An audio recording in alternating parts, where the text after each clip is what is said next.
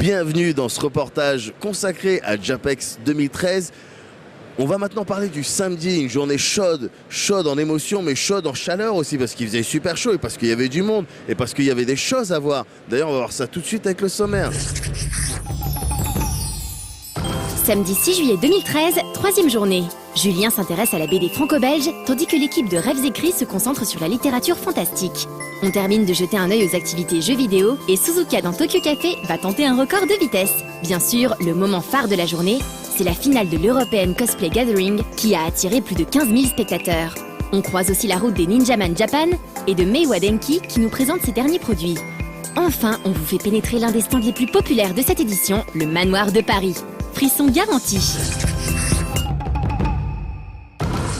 Alors je vais tout de suite vous parler de J-Music grâce à mon savoir ancestral que j'ai et que je partage. Boum, je viens d'apparaître. Pourquoi? Parce qu'on va voir les Ninjaman Japan et ce sont des ninjas complètement fous sur la scène. Ils nous protègent des ennemis, vous allez voir. Elle a pris des trucs.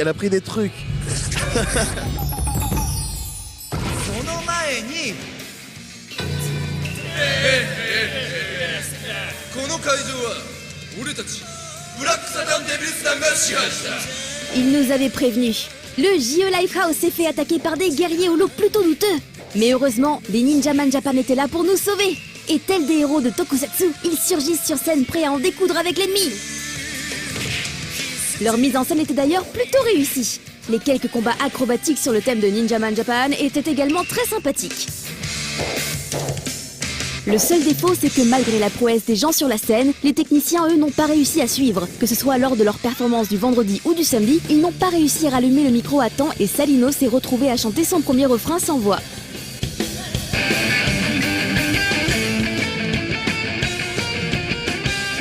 Ninjaman Japan です。日本から来ました。ボーカルのサリノです。ギターのリダです。ギターの大志です。ドラムのデュイです。ベースのメタルです。 En tout cas, c'est original. On se demande bien lequel a eu l'idée de créer un tel groupe. 4年前ですか。4年前、話している中で、日本人のスピリッツである忍者を掲げて頑張ろうという感じでございます。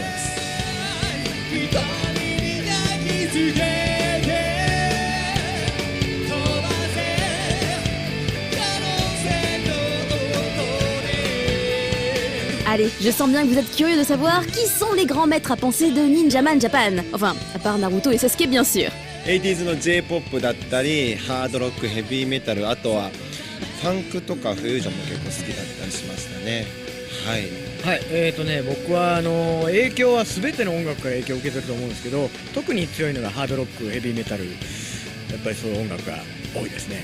僕はもともと自分ボーカルなので歌をずっと聴いて育ってきたっていうのもあって、日本の古き良きメロディーといいますか、日本独特なメロディー使いが好きだったので、日本でいうところのルナシーだとかソフィアだとか、あとはエルレガーデンだとか、そういうギターロックでもメロディーが綺麗な音楽っていうのをずっと聴いてきましたね。一番好きなアーティストは x ジャパンですね。そこから影響を受けてドラムを始めたんで、この忍者の曲もぴったり合ってるよ。僕が大好きなハードロックと思ってますので。そんな感じです。はい、僕もハードロックヘビーメタルが大好きなんで、ベースはハードロックヘビーメタルなんですけど、僕たちがやってることっていうのは音楽性で言うとそういう感じなんですけど、総合エンターテインメントとしていろんなものからいろんな要素をもらっていると思います。僕がもう入った時にはもう決まってて、すごい嬉しくて、僕も x ジャパンさんと同じステージに立てるっていうことですごい興奮したんですけど、昨日今日とライブやってみて、もっとやりたいというか、もっと叩きたい、ヘロヘロだったんですけど、そう思いました。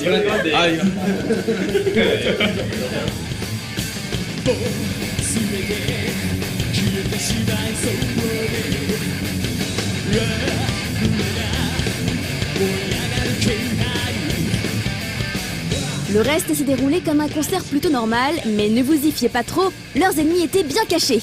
Ils reviennent en interrompant la présentation des membres du groupe, et c'est reparti pour quelques minutes de fight.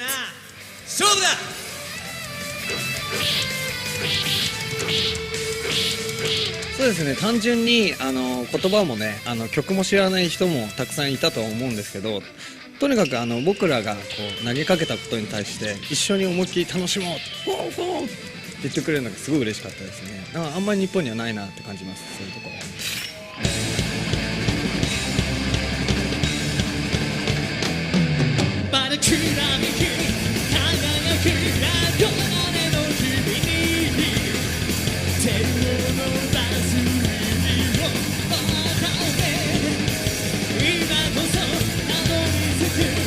ノーライフをご覧の皆さん、こんにちは、忍者マンジャパンです。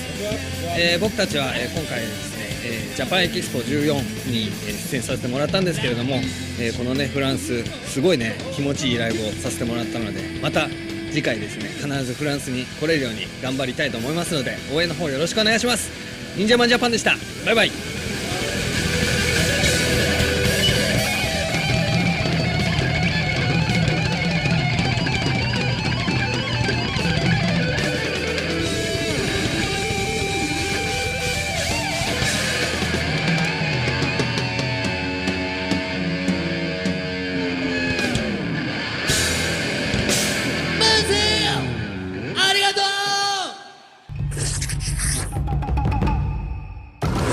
Il est maintenant l'heure de parler de cosplay dans cette édition 2K13 de Japex. Et là, je me trouve en compagnie d'une jolie cosplayeuse qui va nous dire très rapidement ce qu'elle a vu de sympa en termes de cosplay. Il y a un peu de tout, c'est justement l'intérêt, c'est d'avoir un mélange de tout genre, manga, film, vraiment toutes les passions sont réunies. Et c'est ça, il n'y a pas de jugement, voilà, c'est génial. Et voilà, tout est représenté, que ce soit série télé, manga, SF. D'accord, et là donc t'es cosplayé, vas-y, dis-nous en quoi? Donc moi je suis Pandora de Saint Seiya. Bon, voilà, sœur d'Hadès. Ah bah voilà. Ah bah. Plutôt côté manga. Bah du coup t'es pas ma Enfin elle est méchante, c'est une méchante. Ouais, j'aime les méchantes. Ouais. Bon, on va regarder des images tout de suite. Merci Médoc. 3e jour de Japan Expo et le milieu du cosplay est en effervescence aujourd'hui. Et pour cause, c'est aujourd'hui qu'a lieu un événement très attendu par la communauté. Mais d'abord, retrouvons Juliette qui va vous présenter un type de stand devant lequel vous êtes forcément déjà passé. Hello, alors là on est à Japan Expo, on est samedi et je voulais vous présenter une autre activité qui concerne le cosplay aussi. Donc c'est les stands photos. Aujourd'hui on est sur le stand Shoot & Pictures. Alors l'association Shoot & Pictures est une association afin d'apporter une qualité de photo autre que le shoot simple d'aller traditionnel. Par contre cette année la nouveauté c'est la taille, parce que comme vous pouvez le voir on a 3 studios. On est une équipe de 7, ce qui nous permet de faire vraiment beaucoup de costumes, des groupes, donc c'est gratuit, ce n'est pas payant, on ne vend pas les photos, c'est pour les cosplayers.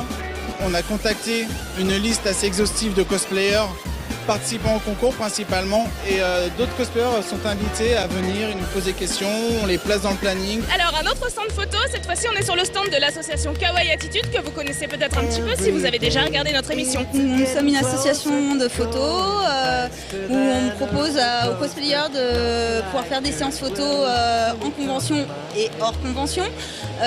Nous cette année on a fait un petit plus, c'est qu'on a intégré des décors en plus du fond qu'on a l'habitude de voir. Et on a un concours photo qu'on organise sur Japan Expo, donc les gens se font prendre en photo, ils choisissent une photo et on l'expose et le public choisit la photo et donc ils ont des prix après à gagner. Et voilà pour le stand Kawaii Attitude.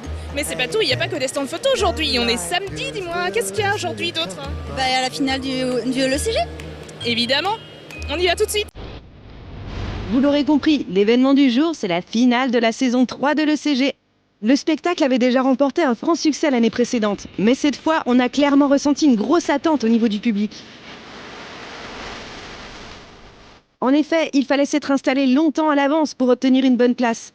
Le problème, c'est que finalement, certains ne pouvaient plus entrer du tout, car la salle a affiché complet, comme annoncé par Benjamin en introduction et sous les vivas de la salle. 15,000 people here in this hall. Mais alors, cette fois encore, le spectacle a-t-il été au rendez-vous?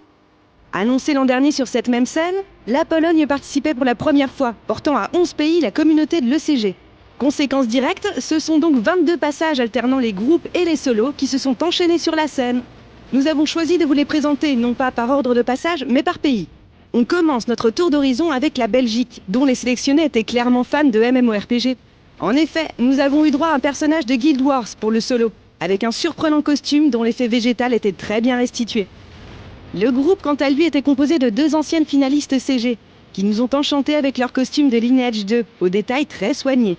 Après une introduction en vidéo, leur prestation fut assez poétique et très bien interprétée. Mention spéciale pour leur utilisation de l'ensemble de la scène. On enchaîne avec le Danemark et sa candidate solo qui avait choisi le manga Cantarella. Grâce à un habile jeu de décor notamment, elle a réalisé un résumé de l'histoire de son personnage principal, César Borgia. Le tout avec un jeu d'acteur des plus convaincants. Le groupe danois a choisi d'incarner 2 personnages d'une série plutôt récente, Once Upon a Time. On saluera leur roleplay vraiment très convaincant et leur sens de la mise en scène, assorti d'un excellent travail de détail sur les costumes. La France était très attendue cette année encore. C'est en effet notre pays qui est tenant du titre en catégorie groupe. Le public était là pour soutenir à fond nos représentants et s'emballait dès qu'ils étaient annoncés.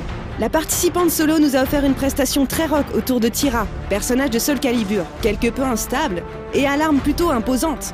Mais c'est surtout le duo français qui a déchaîné les passions avec leur costume complexe tiré de Monster Hunter 4.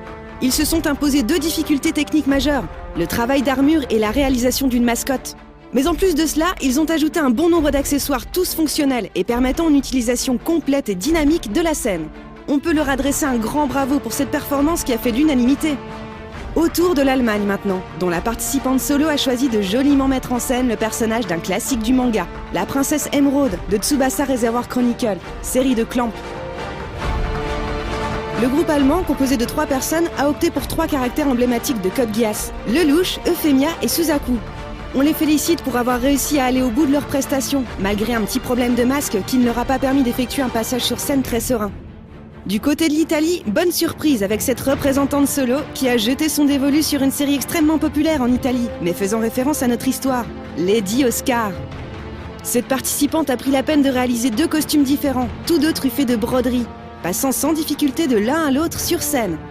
On salue le clin d'œil qu'elle a pu nous faire en utilisant pour sa bande-son les voix françaises et en conclusion le générique de Marie Dauphin, ce qui a ravi le public.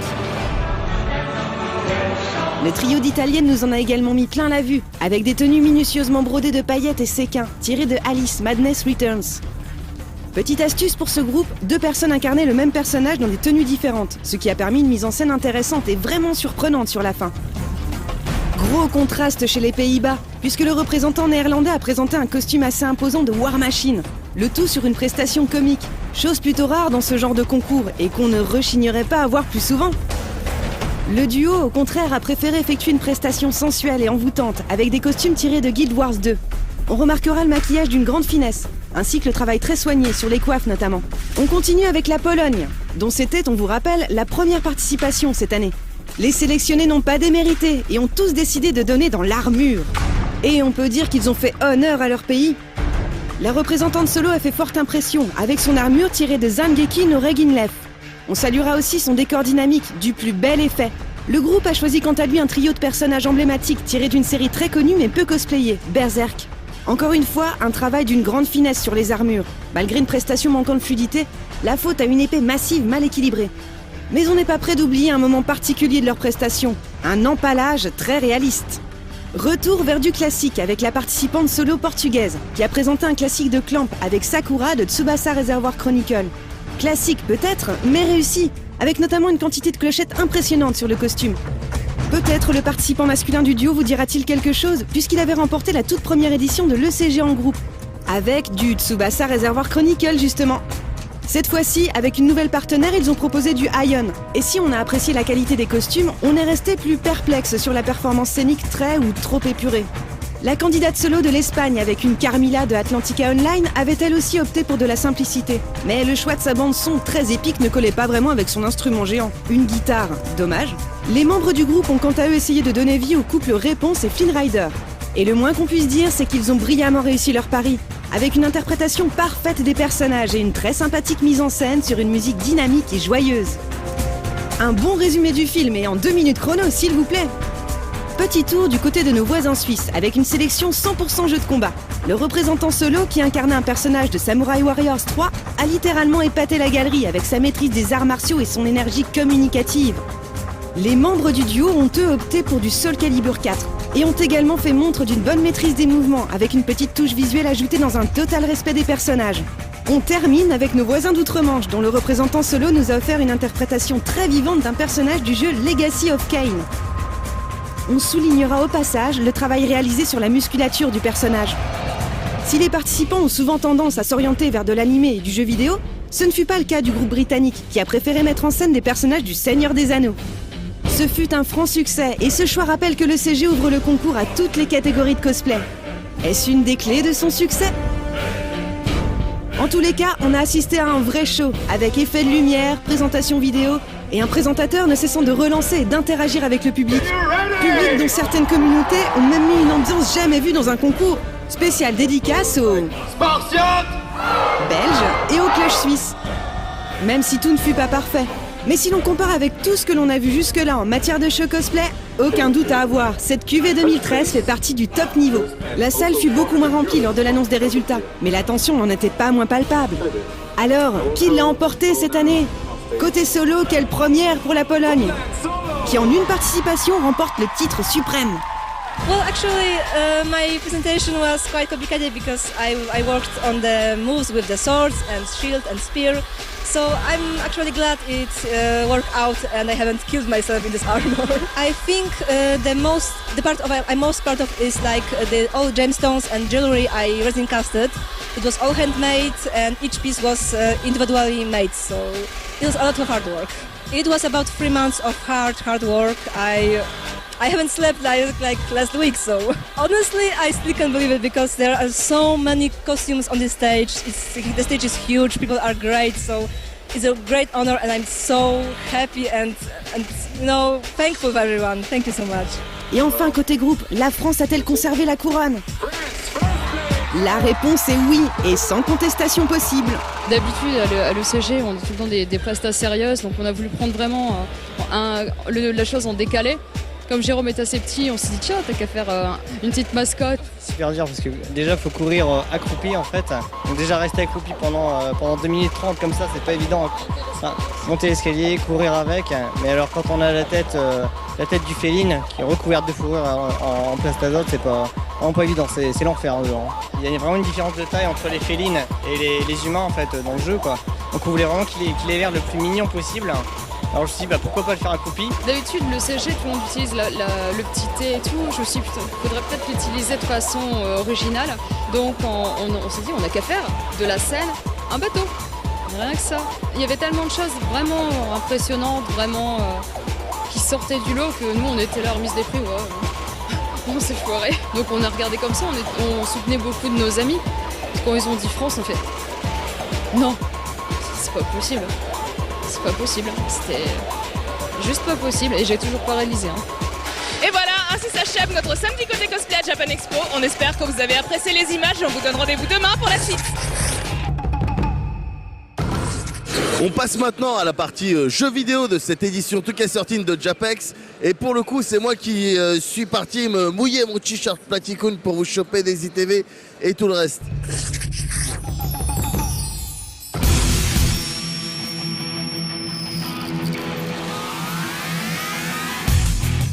Japan Expo 2013, c'est aussi du jeu vidéo, avec quelques démonstrations et de nombreuses bornes jouables. On est sur le stand Square Enix au Convention Center. On peut voir derrière moi, donc il faut que j'arrête, on n'est plus à Los Angeles. On est à Japan Expo, c'est Square Enix. Ils sont là pour présenter les remakes HD d'FF10, 10.2. Ils sont là aussi pour présenter KH 1.5 HD Remix. Et il y a une petite démo jouable de Lightning Returns, donc c'est cool, on va voir ça. Le stand Square Enix proposait en effet de passer quelques minutes sur ses titres à venir, à commencer par le Kingdom Hearts HD 1.5 Remix qui, rappelons-le, regroupe les versions de KH Final Mix, de Chain of Memories ainsi que toutes les cinématiques de 358 Over 2 Days. Le jeu se pointe également avec de nouvelles cutscenes, des trophées bien évidemment, mais aussi de nouveaux ennemis. Une bonne initiative prévue pour septembre donc, qui peut éventuellement permettre à certains de découvrir la série et à ceux qui possèdent déjà KH1 de se faire plaisir sur la version Final Mix qui n'était jusqu'alors jamais sortie du Japon. A noter qu'Hashimoto Shinji, le producteur de Smash, était également présent sur le salon, tout comme quelques autres pointures de Square Enix pour y présenter son jeu. Et même Nomura Sensei a daigné se montrer en public, ce qui n'est pas vraiment dans ses habitudes. On reste dans la HD avec les remakes de FF10 et 10-2 qui étaient également présents et laissaient les joueurs revivre le début de l'aventure l'espace de quelques minutes. L'occasion de revoir cette magnifique scène d'intro à Zanarkand et de constater l'upgrade visuel plutôt réussi. En revanche, ces versions ne proposeront pas de contenu en plus, mais compte tenu de la puissance générale de FF10 et du système de combat très agréable de FF10-2, on apprécie très clairement le geste. Enfin, Lightning Returns, le troisième volet appartenant à l'univers de FF13, se laissait jouer sur le stand et bénéficiait de retours plutôt positifs. Tu crois que c'est un bon choix d'avoir fait revenir Lightning parce que dans le deuxième c'était pas le cas? Dans le deuxième, elle était dans toutes les bandes annonces et finalement on la voit 5 minutes dans le jeu, j'avoue que j'ai été pas mal déçu.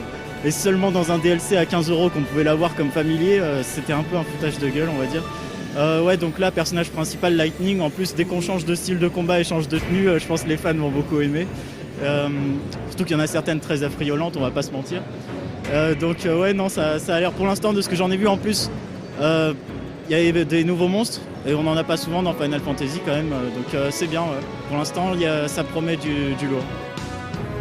Lightning Returns devrait sortir en février prochain sur les consoles HD actuelles et marquera la fin d'une trilogie qui, pour le moment, n'a pas encore fait l'unanimité. On vous reparlera de toute manière de ce jeu et de bien d'autres encore à l'occasion d'un UXP à venir.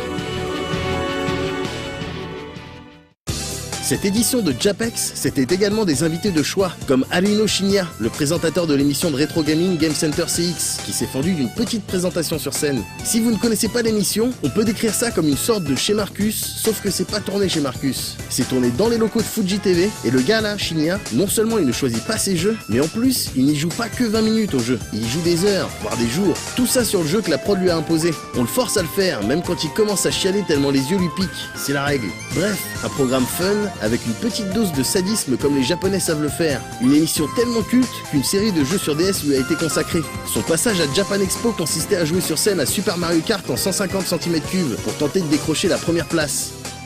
Après quelques essais ratés, il a finalement fait monter quelques spectateurs pour l'affronter, quand je vous disais que c'était le Marcus japonais.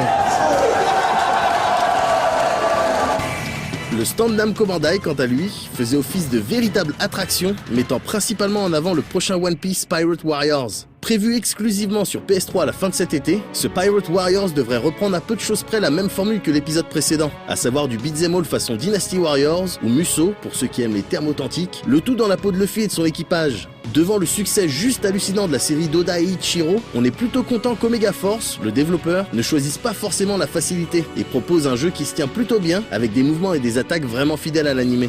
En plus de l'équipage des pirates au chapeau de paille, les joueurs pourront se faire plaisir en incarnant d'autres personnages bien connus des services, comme Enelu, Aokiji ou encore Crocodile. Là encore, comptez sur nous pour vous en parler dès la rentrée dans un 101%. Le dernier Naruto en date était également présent sur le stand et permettait aux visiteurs de s'affronter sur un des meilleurs jeux de la série. Pour savoir ce qu'il vaut, on vous invite évidemment à jeter un œil à la critique faite dans le cadre d'un précédent 100%. Disponible depuis peu et exclusif à la PS3, Tekken Revolution se laissait lui aussi jouer sur le stand Namco Bandai. Pour rappel, c'est avec cet épisode que la série se lance dans le free-to-play. À l'instar d'un DOA5 Ultimate donc, le jeu vous propose d'acquérir de nouveaux persos en échange de quelques euros, en sachant que le roster de base contient déjà 8 personnages. Également nouveau, ce système qui permet d'améliorer ces personnages en leur ajoutant de la force ou de l'endurance par exemple. Dans la mesure où ce principe de passer des jeux de baston en free-to-play est assez récent, on est curieux de voir comment cela va évoluer avec le temps. Les visiteurs pouvaient également passer du temps sur le prochain Pac-Man. Cette version plus de l'excellente Championship Edition sortie en 2010 donne accès à de nouvelles récompenses, mais aussi de nouveaux niveaux suffisamment intéressants pour nous accrocher encore un peu. Le jeu étant prévu pour les States à la rentrée prochaine, on imagine qu'il ne tardera pas à sortir chez nous. Le RPG était également représenté sur le stand à travers les Project Cross Zone et autres Tales of Xillia, avec d'ailleurs un Babasan prompt à la dédicace et chapeautant ce concours de cosplay avec pour thème principal la série des Tales of. Mais pour le coup, je vais tranquillement me garder tout ce qui concerne le RPG pour le XP de la rentrée. Et on termine ce tour du stand Namco Bandai avec le Senseiya Brave Soldiers, un jeu de combat enfin potable issu de cette licence qui nous a fait vibrer. Le jeu devrait proposer des phases de beat'em all ou Musou, comme dans le précédent titre sur PS3, mais mettra un peu plus en avant le 1 contre 1, ce qui n'est pas une mauvaise chose. Les mécaniques de combat se rapprochent ici d'un Ninja Storm, avec du mouvement, du dynamisme et des attaques spéciales qui font plaisir. Quoi qu'il en soit, on vous donne rendez-vous à la rentrée pour suivre l'interview des développeurs de ce Senseiya, réalisée en même temps que celle sur le prochain DBZ d'ailleurs, histoire d'en savoir un peu plus sur ces jeux. Enfin, on a eu durant cette édition de JAPEX 2K13 du concert dans tous les sens, avec notamment le Neko Light Orchestra qui proposait de la musique et du quiz géant, bien évidemment basé sur les films, les séries et les jeux vidéo qu'on connaît et qu'on aime.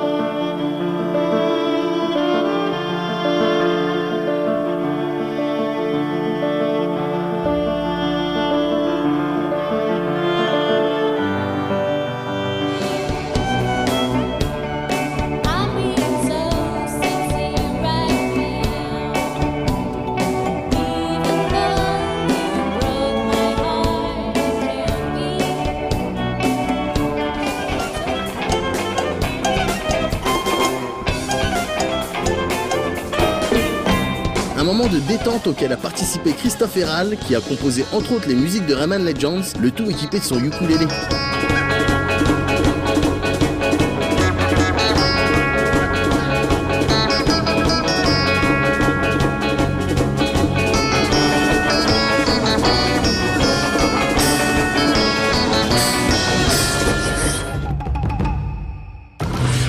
On est toujours dans Japan Expo 2013 avec Caro dans la J-Musique. Caro. Oui, Médoc. Alors là, je vais te parler de Meiwa Denki. Meiwa Denki, c'est un truc de fou parce qu'en fait, ils créent des instruments complètement. Tu peux même pas les imaginer dans ton cerveau, c'est fou. Ils ont par exemple créé un truc trop mignon. C'est une espèce de grosse note de musique qui s'appelle l'automaton et ça fait. Tu sais, en fait, tu bouges tes doigts sur la note. Enfin, regarde, ça va être mieux. Regarde.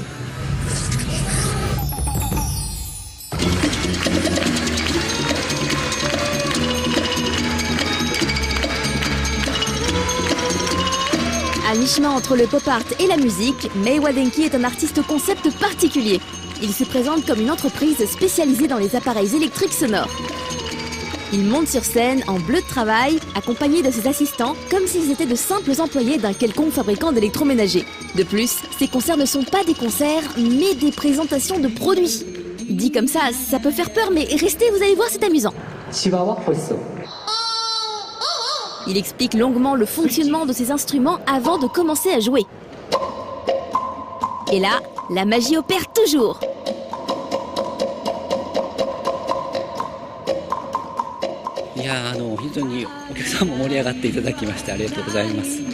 Chez Meiwa Denki, ils sont déjà rodés pour faire des concerts à l'étranger.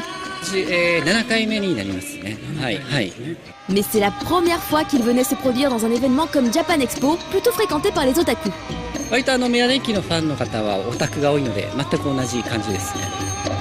Très proche de son public, il n'hésitait pas à serrer des mains et à distribuer des pamphlets à la fin de chaque performance.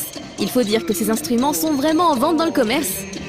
Le plus célèbre est l'automaton, une sorte de synthétiseur en forme de note de musique avec lequel Meiwa Denki a fait une reprise très spéciale de la chanson de Laputa.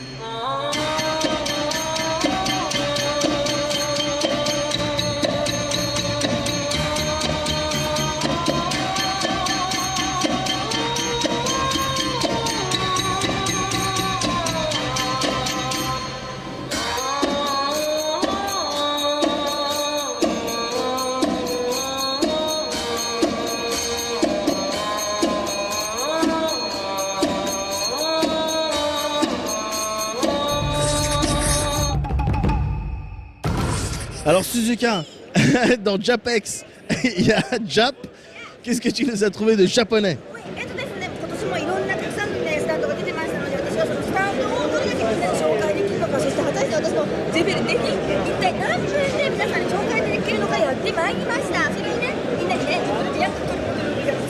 Oh, j'en connais un qui va se taper des sous-titres.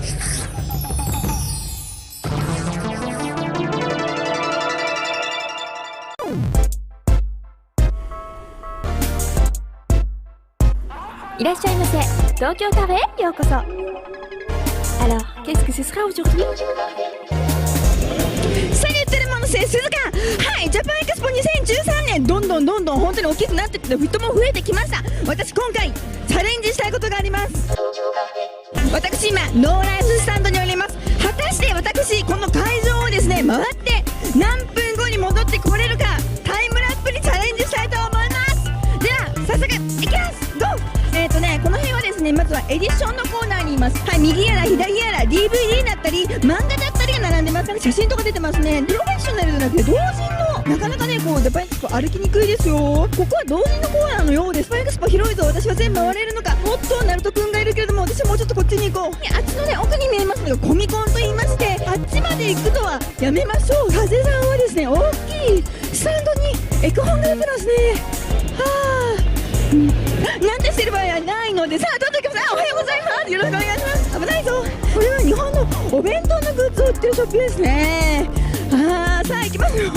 筋肉マン出てます。フリーハグということでハグしたいと思います。さあとしるさん、今年もブースが出ております。可愛いですね。ピンク色でなかなか目立ってるのがピンク色なんですけども、さあ続けて、さあ隣をご覧ください。こちらはですね、手ぬぐいが出ています。手ぬぐいは日本のお土産としてもとっても人気ですね。なんかグッズが出てますよ。カッパカッパ。はい、原宿かわいいのブースがやってまいりました。キャリーパムパムちゃんがね、雑誌がありますね。豆しパムパム、皆さんグッズはちゃんと手に入れましたでしょうか。つけまつげ。さあ時間がないのでいきますよ。豆しば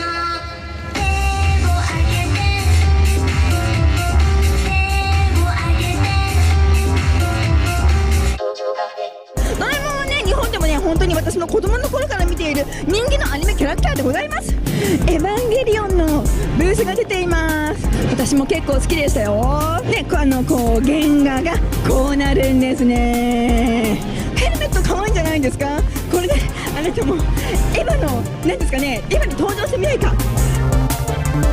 さあこれなんですかね。お菓子屋さんだ。お菓子ちょっと見ちゃおうか。見てください、ステージでは何かイベントやってますよ。じゃかじゃかじゃーん。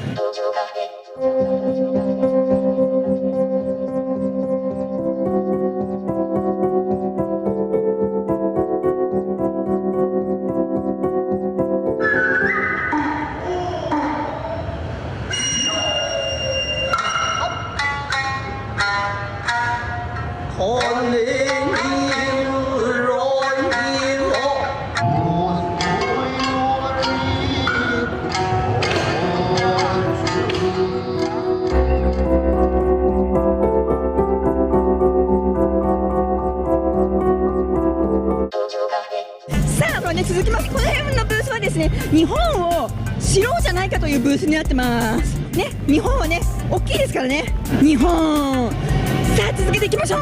ヒコニャンのコーナーになってます。日本はねそれぞれの街にですね可愛いキャラクターがいます。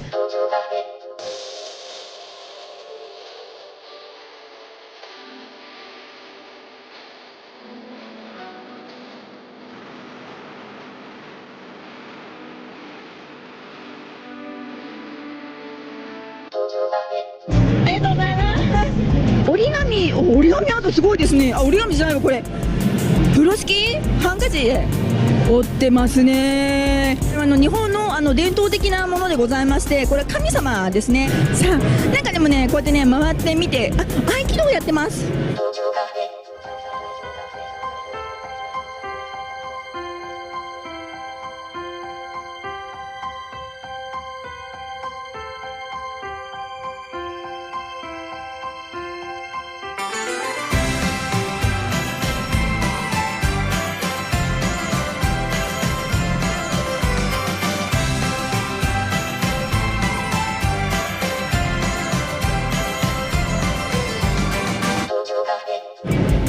移動のコーナーがあったり、もちろん日本の食べ物のブースも出てますよ。こ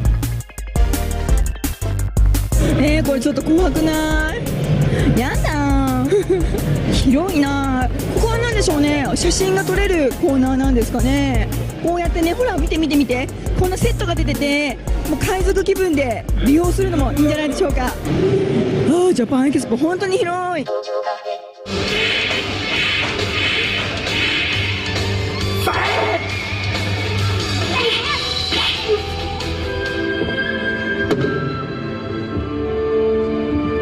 sont des repos chutés. Il en voit 3 en même temps.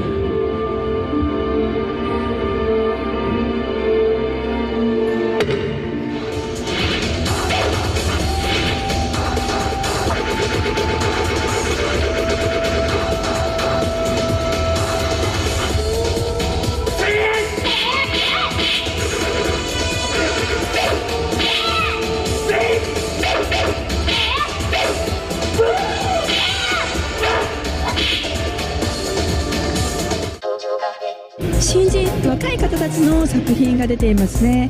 アクセサリーもきっとね手作りのものが多く出てるでしょうね。招き猫が招いております。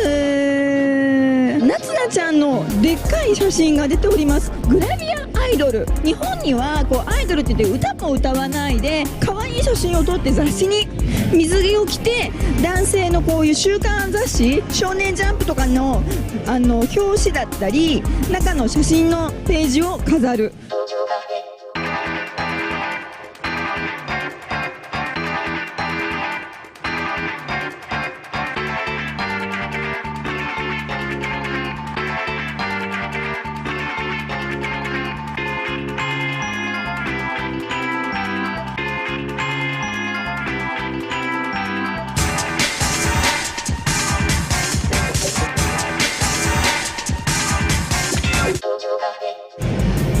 ジャカスマボこちらもね物販のコーナーになっております。今なんかここで迷子になったら大変ですね。トトロの人形もあるぞ。本物じゃない。ほら隣のトトロになってますね。トトロじゃないぞ。さあ私もこういうね海賊グッズをね発見するのも私の楽しみなんですけれども、キャプテン翼キャプテン翼キャプテン翼、これさ翼くんとチームのこれカバン可愛いんじゃないですかこれ。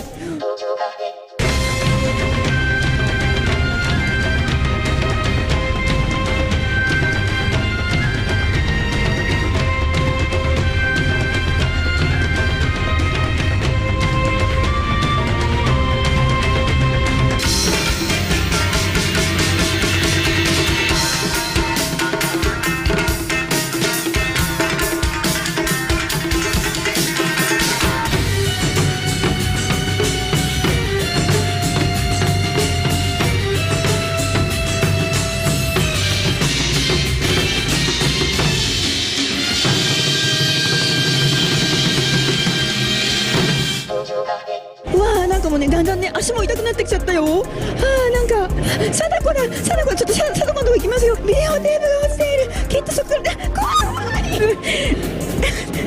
らっちゃったみんなもお気に入りのキャラクターに出会ったら一緒に記念写真をして楽しむのもジャパンエクスポの楽しみでございます。ノーライフ戻ってきました。マルキョスただいま疲れたよ。さあタイムラップは何分？20分50、20分ぐらいでとりあえず一周して帰ってくることができました。さあ汗かいちゃったんで T シャツ買って着替えたいと思います。ということでみんなもタイムラップを挑戦して私のタイムを超えてみないか。フブレコブブレ。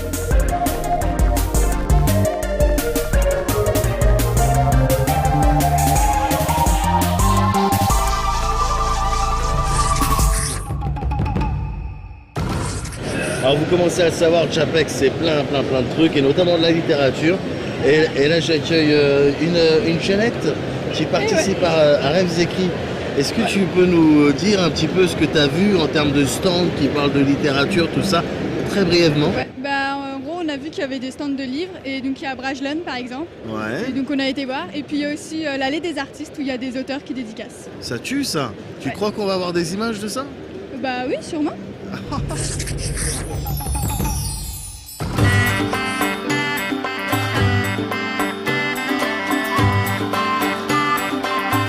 Alors, il y a plein de choses à voir à Japan Expo en littérature, notamment on commence par l'allée des artistes.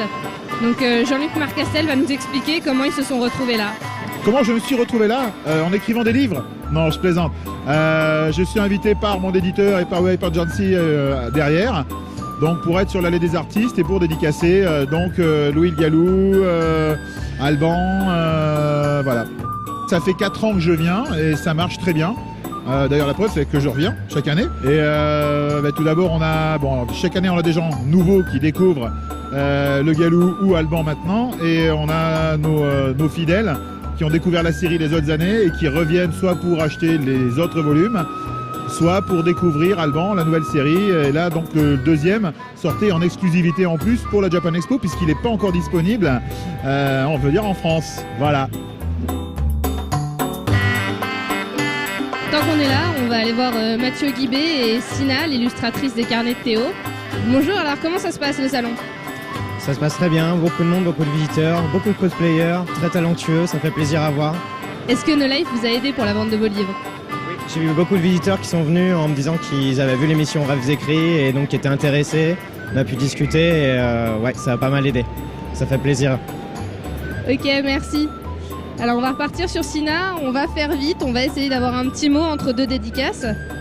Comment ça se passe sur le salon aujourd'hui? Très très bien, donc le public est là, le public est au rendez-vous, donc je suis assez contente et assez surprise aussi. C'est surtout pour les carnets de Théo ou c'est aussi pour ton travail à côté? Alors c'est aussi pour mon travail à côté. Bon, c'est sûr que le carnet de Théo, c'est ce qui, on va dire, attire d'abord en premier.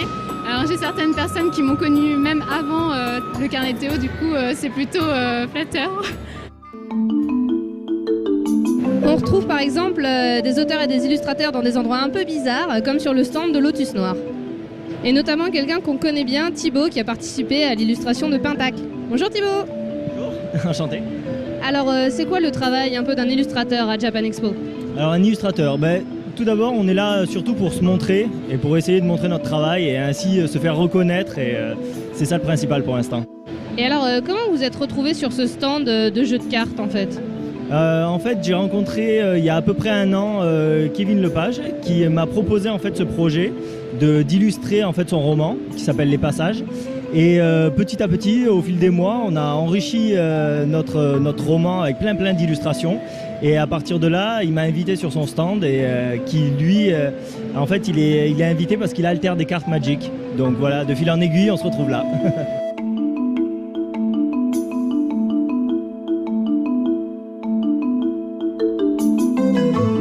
Cette fois-ci, on est arrivé auprès des deux plus gros stands de littérature sur Japan. Donc tout d'abord, L'Homme sans nom. Et on est avec Dimitri, éditeur de L'Homme sans nom. Alors comment ça se passe? Très bien, très fatigant. Par contre, c'est le 4e jour, on est complètement épuisé. Je sors de conférence avec Alexis, avec notamment Era Salvatore, Bob Salvatore comme tout le monde l'appelle, autour de la littérature et du jeu de rôle. Et c'est vrai que là, on est complètement fracassé, mais on voit plein de gens, plein de nos lecteurs, on rencontre plein de personnes formidables, donc c'est vraiment passionnant. Ça fait combien de temps que vous êtes là? C'est notre 3e édition depuis la création de la maison d'édition en fait, on ne pouvait pas être là avant. C'est surtout un événement de communication, on est surtout là pour rencontrer le public, rencontrer les lecteurs et faire parler de la maison d'édition et se faire connaître. Merci beaucoup. En parlant de rencontre, on va aller voir Alexis Flamand, donc, qui, comme nous l'a dit Dimitri, était sur la conférence avec Bob Salvatore. Bonjour Alexis. Bonjour. Sur le stand, comment ça se passe? Ça se passe très bien, on fait de très belles rencontres. Donc c'est vraiment un privilège d'être ici pour pouvoir échanger sur la fantasy, sur le jeu de rôle, le jeu vidéo, voilà. Et il y a des personnes qui viennent nous voir d'année en année, d'autres qui viennent nous voir grâce au bouche à oreille, donc ça nous fait vraiment plaisir. Et avec les collègues? Chacun a ses spécificités, chacun a sa façon d'écrire, chacun a son univers, mais on s'entend, on a la joie de pouvoir tous s'entendre très bien. On n'est pas le seul là, allez pousse-toi un peu. Et on forme vraiment une grande famille. Alexis.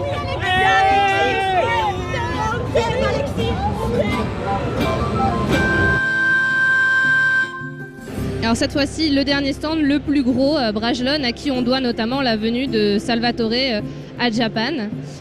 Donc on va en savoir un petit peu plus comment ça se passe ici à Japan pour vous. Ça s'est très bien passé. On a dès le premier jour constaté en fait que la fanbase de Salvatore elle était immense. Il était là dès le premier jour. Et l'auteur qui était venu pour la première fois en France, lui aussi a vu que ça fait 20 ans de carrière et qu'il avait 20 ans de fans derrière lui qui étaient venus. On avait des personnes allant de 15 à 40 ans, donc un super éventail de lecteurs qui étaient contents pour la première fois de voir ce géant de la littérature de fantasy. Donc une bonne expérience pour lui, pour vous et j'imagine pour la maison d'édition aussi, parce que ça a dû booster un peu. Oui, c'était, ça fait un moment qu'on n'était pas venu à la Comic-Con. On s'est dit que c'était l'occasion puisqu'il y avait une grosse actualité avec Donjons et Dragons. C'est ce qui nous a incité à proposer Era Salvatore. Les organisateurs de la Comic-Con ont trouvé ça génial et on a pu constater qu'il y avait quelques fans parmi eux. Donc tout ça s'est passé comme sur des roulettes. Et la consécration, c'est de voir que également une fois sur place dans le festival, tout s'est très bien passé. Salvatore est super content de venir en Europe et plus particulièrement en France où il a pu voir que les lecteurs connaissaient ses bouquins aussi bien que les lecteurs américains. Il voit qu'il trempe dans un bain auquel il rencontre plein de nageurs qui sont comme lui dedans depuis un sacré bout de temps. Ok, merci beaucoup. C'est la fin. Vous avez vu qu'il y a plein de choses de littérature à Japan et à Comic-Con. Et maintenant, on retourne voir les geeks. Et on va parler donc des JD. Ce sont 4 petites gamines super mignonnes, adorables, qui ont un talent extraordinaire en danse et qui récemment se sont lancées dans la chanson.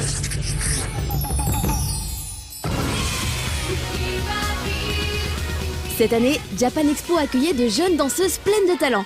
Ce sont les JDs. Elles ont entre 12 et 13 ans et font déjà tout comme des grandes. Choisies par audition, ces 4 jeunes filles forment un groupe de danse. Mais récemment, elles ont gagné un concours avec le label Sony, ce qui leur a ouvert les portes vers un début en major. Du coup, elles se lancent aussi dans la chanson et c'est ce qu'elles ont présenté dans le J Lifehouse le samedi et le dimanche.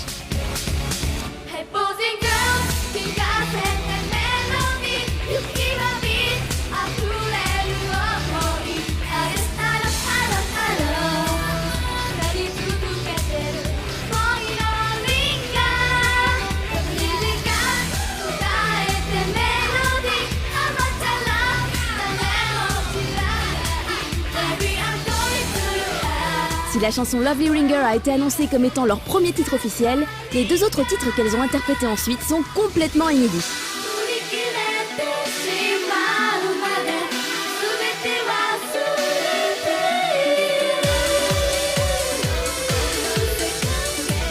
Malgré la brièveté de leur showcase, 15 minutes à peine, les filles ont pris le temps de s'amuser avec la foule. Et quoi de mieux pour cela que de leur enseigner quelques mouvements simples pour danser tous ensemble sur les refrains.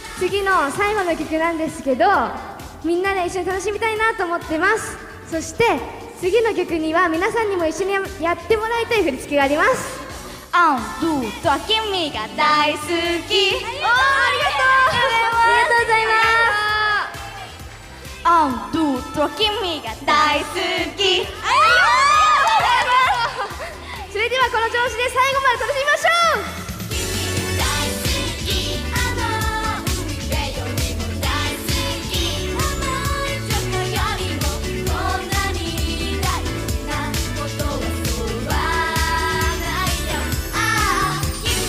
Les JDs ont également chanté et dansé sur la scène principale, mais sur la scène Japan Expo, le dimanche, c'est une prestation de danse uniquement qu'elles ont effectuée et c'était d'un sacré niveau, ça ne rigolait pas, croyez-moi.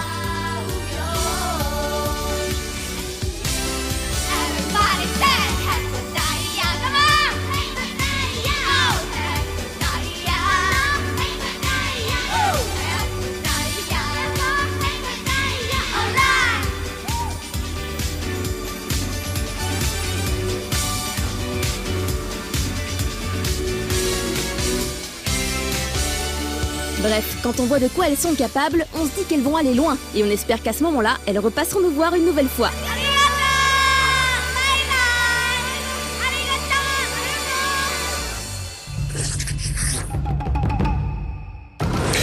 On va une nouvelle fois parler du Comic-Con avec Julien. Et alors cette fois-ci, sur quoi tu t'es attardé ?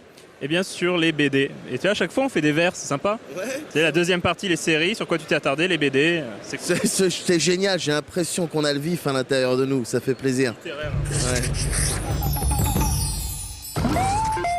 Troisième et dernier sujet consacré à la Comic-Con, en tout cas pour ce qui me concerne.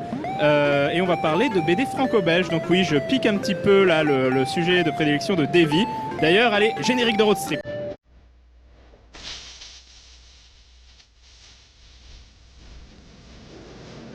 Et donc, dans ce road strip, nous avons un invité totalement exceptionnel, à savoir Davy Mourier.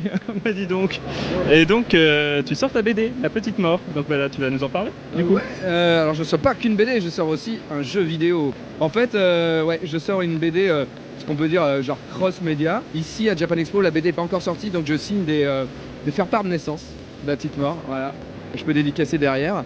Et on donne des badges aux gens. Et ouais, le 4 septembre, il y a tout qui sort en même temps. Parce que c'est une BD qui est nouvelle technologie en fait. C'est-à-dire que tu peux lire la BD, mais des fois il y a des petits logos. Et avec ton téléphone, il y a un logiciel que tu vas télécharger dès le cours. Et avec ton téléphone, tu pourras voir des vidéos où j'explique. Par exemple, dans cette page, j'ai voulu dire ça parce que dans mon enfance, c'est passé ça. Ou alors, tu cliqueras et ça t'enverra, téléchargera le jeu vidéo et tu pourras jouer au jeu vidéo de la petite mort. Ou voir un petit dessin animé de la petite mort. Ou voir la petite mort apparaître en 3D dans la BD. Voilà. Les prémices de la petite mort, c'était sur ton blog, Bad Strip. Donc est-ce que tu peux juste nous raconter un petit peu le cheminement qui a mené à la sortie de la BD en album, en vrai? Ouais. C'est très compliqué, mais en gros, mon père a fait un infarctus en 2010. Et bon, il est pas mort, hein. Il est solide. Mais j'étais pas très bien. Pendant les 3 jours, on m'a dit à l'hôpital, on sait pas. Et donc j'ai dessiné la petite mort. Enfin voilà, je dessinais le personnage parce que je suis un mec joyeux, tu vois. Et puis au bout d'un moment, le personnage, quand mon père allait mieux, j'en ai fait un strip sur mon blog, un strip rigolo. Et c'est tout. À la base, la petite mort, ça devait être un strip. Et les gens ont vraiment kiffé. Et ils m'ont dit, ah ouais, faut en revoir d'autres et tout machin. Alors j'ai fait un autre gag. Et un jour, j'ai vu un mec arriver avec un tatouage. Mais pas un tatouage qui s'enlève, un vrai tatouage de la petite mort. Et là, je me suis dit, ah putain, le personnage a peut-être du potentiel. Et donc, le personnage a vraiment évolué en 2-3 ans. Et je me suis dit, bon, faut en faire une BD. Et j'ai trouvé personne pour faire la BD. Et par contre, Game Atelier et Dr Lacave étaient partants pour faire le jeu vidéo. Donc on est parti sur le jeu vidéo, on a eu un CNC. C'est l'État qui a produit ce jeu. Truc de ouf. Et après, Delcourt m'a dit ok pour la BD. Mais d'abord le jeu vidéo c'est fait. Et ça parle de l'enfance, ça parle de la mort, ça parle de la vie surtout. En fait, la mort, le problème c'est que son taf, il est déjà prévu. C'est-à-dire qu'elle va grandir et plus tard elle va tuer des gens. Et en fait, elle voudrait être fleuriste. Et ça pose un problème, voilà. Et en gros, ça parle de ça, sur est-ce qu'on devient ce qu'on a envie d'être réellement.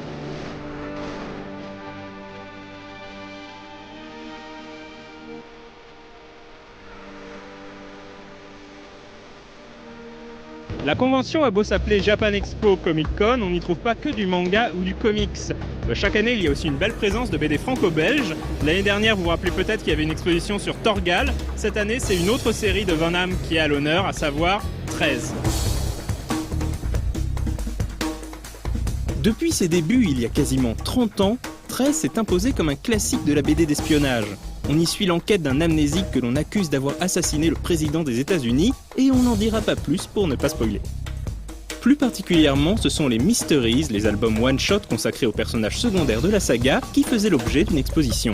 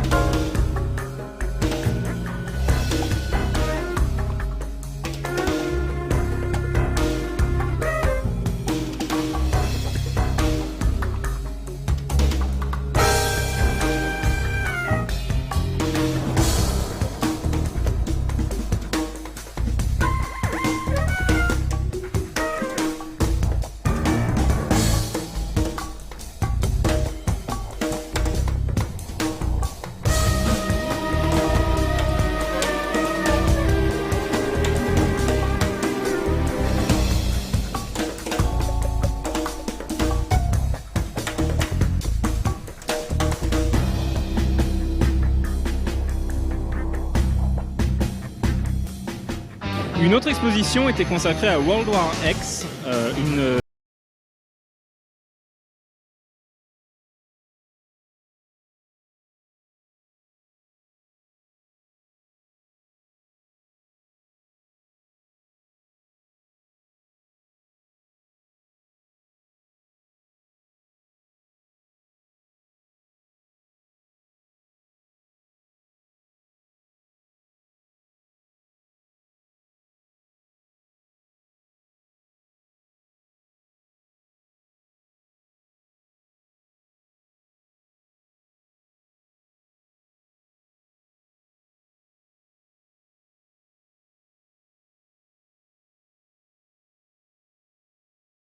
Il y avait bien évidemment un grand stand Ankama, et Ankama, comme chacun sait, c'est des mangas adaptés de leurs jeux, mais aussi des séries comme Freak Squill, qui sont vraiment à mi-chemin entre la BD franco-belge, le comics, le manga, tout un tas d'influences. En tout cas, voilà, Freak Squill, c'est génial, si vous ne connaissez pas, je vous le recommande chaudement.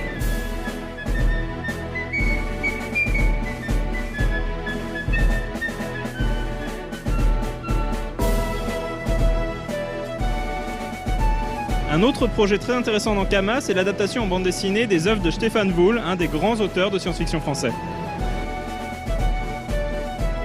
Donc voilà, c'était mon troisième et dernier sujet sur Comic-Con. Alors évidemment, on ne peut qu'effleurer tout ce qu'il y a, puisque évidemment c'est gigantesque. Et vous aurez remarqué qu'on n'a pas encore parlé de comics, mais ça tombe bien, puisque l'équipe de Côté Comics va nous en parler dans le prochain sujet.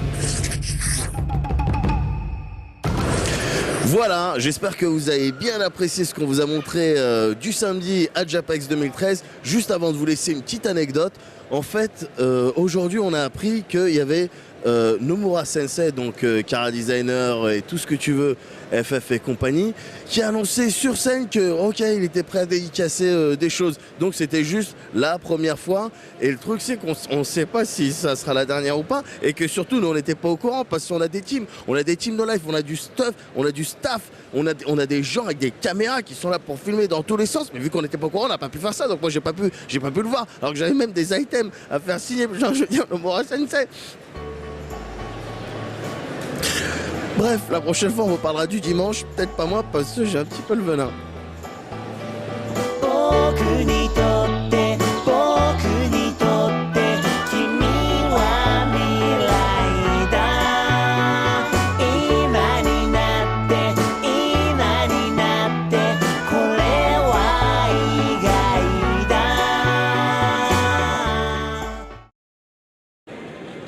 Il fait chaud, j'ai chaud, mais ça va pas nous empêcher de vous diffuser un dernier truc. C'est tout de suite.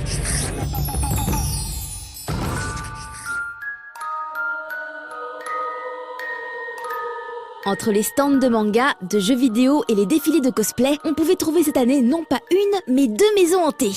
La première était proposée par le Manoir de Paris et la seconde par l'association Engi Café. Jeune association tournée vers le Japon, l'Engi Café a eu l'idée et l'envie de faire cette maison hantée en allant au Japon. C'est venu il y a 4 ans, lors d'un voyage au Japon, on a fait une maison hantée donc au Japon.